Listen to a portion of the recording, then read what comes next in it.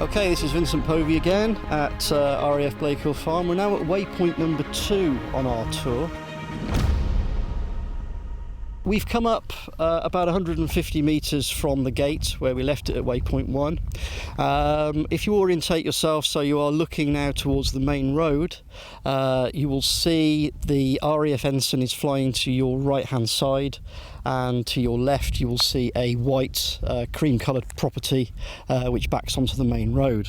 This you will see in front of you is a fuel dump, or the remains of a fuel dump. It's now basically a bump in the ground with some trees and shrubs growing out the top of it.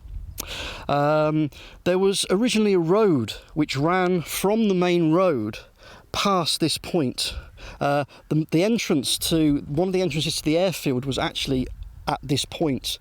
You will see in front of you the mound to your right, and you will see the remains of a hedgerow to your left, which is sticking out. Between those 2 points was an entranceway. This was actually a roadway.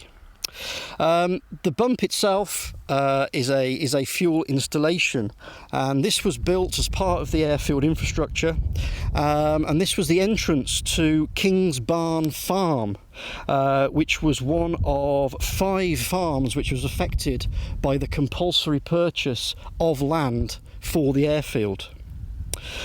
Compulsory purchase by the Air Ministry meant that 30 fields of various acreage were lost.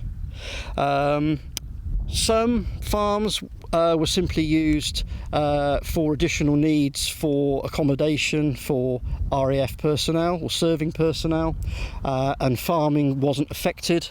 Other farms were totally destroyed and livelihoods were destroyed.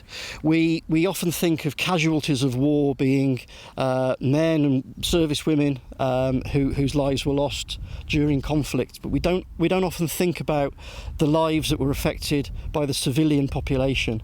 And the loss of the farms here was a very difficult and a very emotional time for a lot of families, and it still runs deep to this day what the Air Ministry did to a lot of the people on this land. So it's still a very difficult and very raw thing to be thinking about. There are 2 fuel installations at RAF Blakehill. The first one here had 6 basic 12,000 gallon tanks with electric pumps delivering around about 90 gallons a minute. Blakehill held a total of 144,000 gallons of aircraft fuel in total.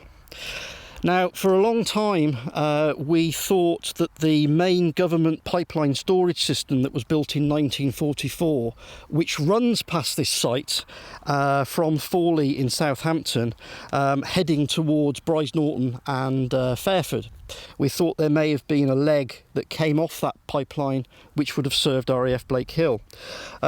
It wasn't long ago when we found out this not to be true, and there is a fuel dump which is about 3 miles away at the Blakehill site, which is on the main railway line between London and Bristol.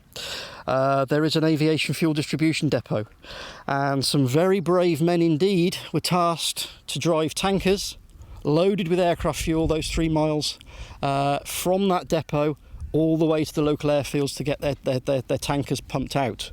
So obviously in a time of war, that is a fairly brave thing to do. Behind me, if we look out towards the main road now, if we turn 180 degrees and now look over to the main plateau, if the grass was cut and if the grass was low enough and conditions were right, you would just be able to see a small crop mark in the ground, which is all that remains of King's Barn Farm, which was completely destroyed by the airfield being built. What we're going to do now is we're going to move away. We're going to continue our journey around the perimeter track, and we're going to take a short walk up to where the end of runway number 3 would have been.